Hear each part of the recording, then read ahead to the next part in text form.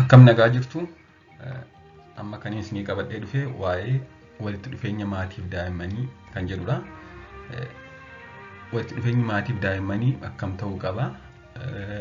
Daa'imman maatii wajjin walitti dhufeenya gaarii yoo qabaatan yookaan maatiif daa'imman walitti dhufeenya gaarii yoo qabaatan daa'imaaf faayidaa maalii qaba?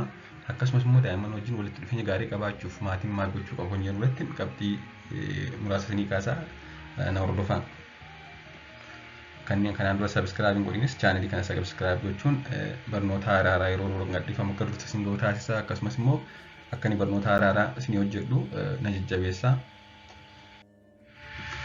Maatiif daa'imman guddisuu caalaa hojiin nama gammachiisu hin jiru. Maatiif jechuun abbaa fi haadha tokkoof daa'ima isaanii guddisuu caalaa hojiin baay'ee nama gammachiisu hin jiru. Haa ta'u malee daa'imman guddisuun keessumaa jireenya jaarraa 21ffaa kana keessa jireenya yeroon hin jirre jireenya fiigicha ta'e kana keessatti bu'aa bayii mataasaa kan qabudha. Maatiin hunduu daa'imman isaaniif wanta gaarii hawwu. Namni dhala isaaf wanta gaarii hawwu hin jiru jechuudha. Daa'imni isaa nama fooyya'aa ta'e bakka gaarii akka ga'u waan hundumaa waan gaarii ta'e daa'ima isaaf namni hawwu hin jiru. Hawwii kana galmaan ga'uuf wanta bu'uura ta'an keessaa kan jalqabaa maatiif daa'imman walitti dhufeenya gaarii qabaachuudha. Inni jalqaba wantoota daa'immaniif hawwinu kan akka kan galma gabu akka inni bakka barbaadamu ga'u taasisuuf jalqaba daa'imman wajjin maatiin walitti dhufeenya gaarii qabaachuu qabu jechuudha. Faayidaa walitti dhufeenya gaarii maatiin daa'imman waliin qabaachuu qabu yoo ilaalle fuuldura jireenya daa'immaniif kan barbaachisaa ta'e kanneen akka akkaataa daa'imman walitti dhufeenya hawaasummaa gaarii ta'e qabaatan, akkaataa daa'imman ofitti amanamummaa guddaa godhatan, akkaataa daa'imman amala gaarii qabaatanii guddatan, akkaataa daa'imman qaamaan jabeeyyii ta'anii sammuun qareeyyii ta'anii akka guddataniif akkasumas kanneen kana fakkaataniif bu'uura guddaa godhatan walitti dhufeenya daa'imman maatii isaanii waliin qaban isa jalqabaadha jechuudha. So daa'imman maatii wajjin walitti dhufeenya gaarii qaban waan hedduu bu'uura ta'e tura jechuudha. Yoo walitti dhufeenya gaarii hin qabne ta'e waan hedduu isaanii jireenya fuuldura isaanii jiru waan hedduu isaanii miidha. Yoo walitti dhufeenya gaarii qabaatan immoo waan hedduu fayyada. Kanaafuu daa'imman maatii isaanii waliin walitti dhufeenya gaarii ta'e qabaachuun yeroo guddatan jireenya isaanii fuulduraa keessatti carraa isaan gammaduu fi namoota biroo waliin yeroo jiraatan waliin walii galanii akka isaan jiraatan akka ta'an taasisa. Akkasumas immoo haala cimaaf rakkisaa keessatti miira isaanii to'achuu kanneen danda'an ta'u daa'imman akkasii. Daa'imman maatii wajjin walitti dhufeenya gaariidhaan guddatan haala cimaaf rakkisaa keessatti miira isaanii hin to'atu jechuudha. Akkasumas immoo kanneen kaanirra kanneen walitti dhufeenya gaariidhaan guddatan dandeettii dubbachuu, dandeettii sammuu, dandeettii yaaduu jechuudha. Akkasumas immoo dandeettii barnoota fooyya'aa ta'e qabaatu. Barnoota irratti dandeettii fooyya'aa ta'e agarsiisu jechuudha. Akkasumas immoo daa'imman walitti dhufeenya gaariidhaan guddatan ofitti amanamummaa gaarii qabu. Akkasumas immoo haalaaf wantootaaf ilaalcha gaarii kan qaban ta'u yookaan optimistic personality kan jedhamu. Wantootaaf yookaan haala adda addaaf ilaalcha positive ta'e, ilaalcha gaarii ta'e kan qaban ta'u jechuudha. Akkasumas immoo kanneen dandeettii rakkoo furuu olaanaa qaban ta'u jechuudha daa'imman akkasii. Amaloota maatiin ittiin daa'imman guddisan bakka gurguddoo afuritti qoodamu. Isaanis maatii kunuunsuu fi daa'ima kunuunsee akkasumas gorsee fedha daa'imaa giddu galeessa godhatee guddisu. Akkasumas maatii daa'imman ajajuu qofa malee waan ofii yaadan gochuu qofa malee fedha daa'imaa giddu galeessa hin godhanne.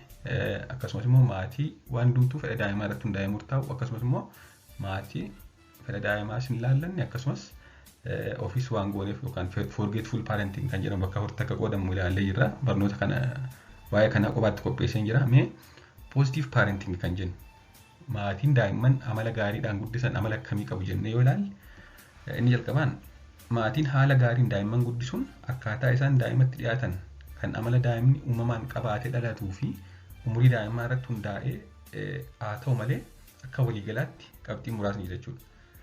Akkaataa nuti itti daa'ima keenyatti dhiyaannu tokko umurii daa'immaa murteessaa. Daa'ima waggaa tokkoo, daa'ima waggaa 3-4 haala ta'een haala wal fakkaatuun itti dhiyaannu. Akkasumas immoo amala daa'imni uumamaan qabatee dhalatus murteessi yookaan child temperament kan jedhamu. Daa'imman tokko easy child jedhamu.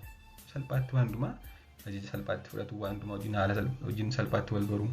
Daa'imman tokko tokko immoo saalfatoo kan ta'an jiru. Easy to warm up kan jedhaman. Daa'imman tokko tokko immoo difficult child jedhamu. Wanta ofii isaanii jedhaman wanta namni biraa jedhu gonkumaa kan hin fudhanne jechuudha.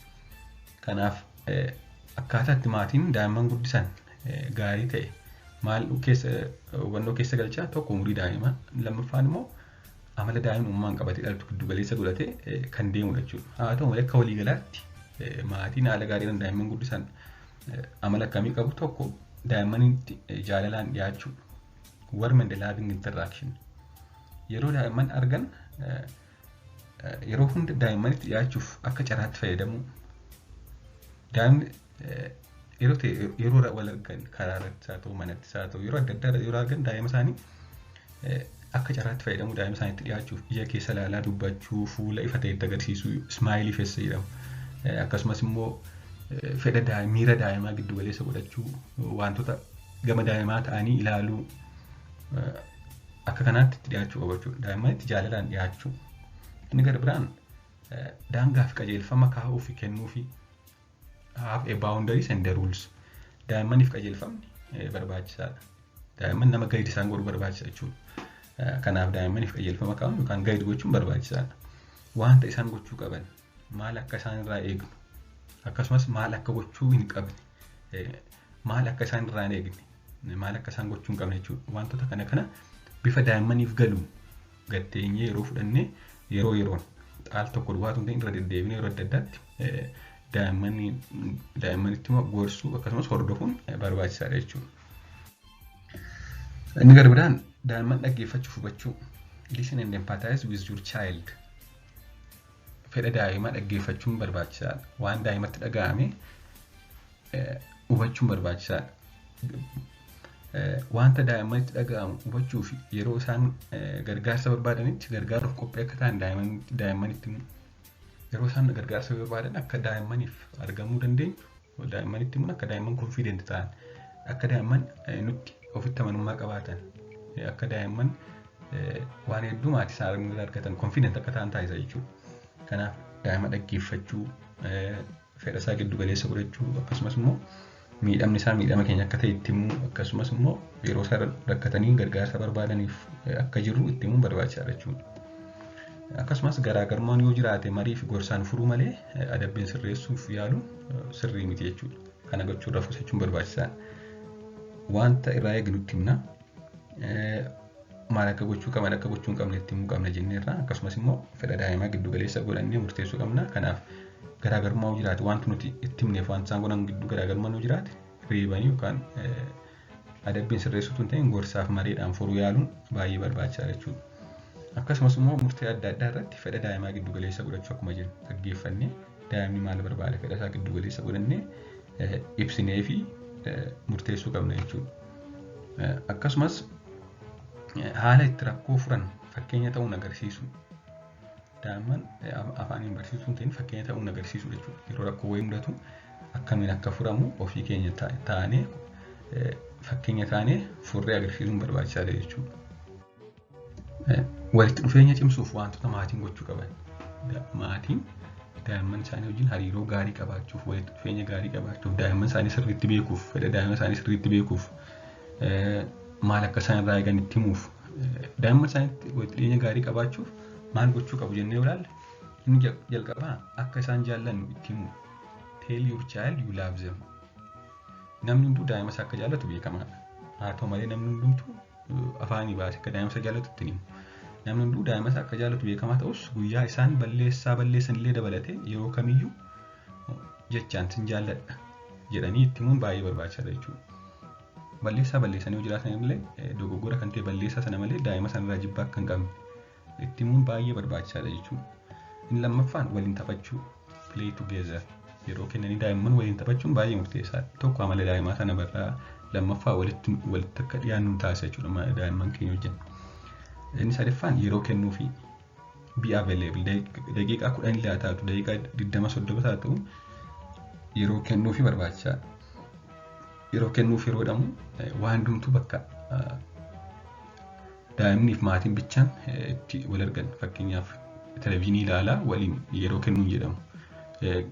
Waliin fiilmii wayii ilaalaa waliin yeroo kennuuf hin jedhamu. Televezyiinii cufnee wanta adda addaa cufnee yeroo kennee waliin haasa'uun barbaachisaadha jechuudha. Ofuma keenya lamaan keenya taanee. Akkasumas waliin nyaachuu galgala yookaan guyyaas haa ta'u sa'aatii ta'erra daa'imman ta'anii waliin nyaachuun tokko akka waliin dubbannu akka walitti dhiyaannu nu taasisa jechuudha. More relation keenya akka walitti dhiyaatu conversationiif yeroo bana jechuudha. Bakka bana daa'imman waliin nyaachuun. Inni kaan dhaggeeffachuuf yaaduu fi wanta daa'imman jedhan dhaggeeffachuu qabna. Wanta daa'imman barbaachisu dursinee yaaduu qabna. Akkasumas immoo yeroo daa'imman waa haaran waatti dhaga'amu bakka isaanii buunee empathize maadha gaallabban isa jedhamu. Maal akka isaanitti dhaga'amaa jiru bakka isaanii buunee hubachuu qabna jechuudha. Akkasumas kophaa kophaatti yeroo kennuu fi daa'imman 2-3 qabna yoo ta'e kophaa kophaatti bakka wanti biraan jirutti kennee amala isaanii hubachuu, haasofsiisuu, maal akka irraa eegnutti himuu baay'ee walitti dhiyaachuu gaafatachuu. Kanaafuu daa'ima 2-3 kanneen qaban kophaa kophaatti yeroo kennuun baay'ee murteessaadha jechuudha. Chaanalii kana sabiskiraabii fi laayikii gochuun akka na hordoftan sin gaafadha. Akkasumas immoo na hordofuu keessaniif hedduu galatoomaa.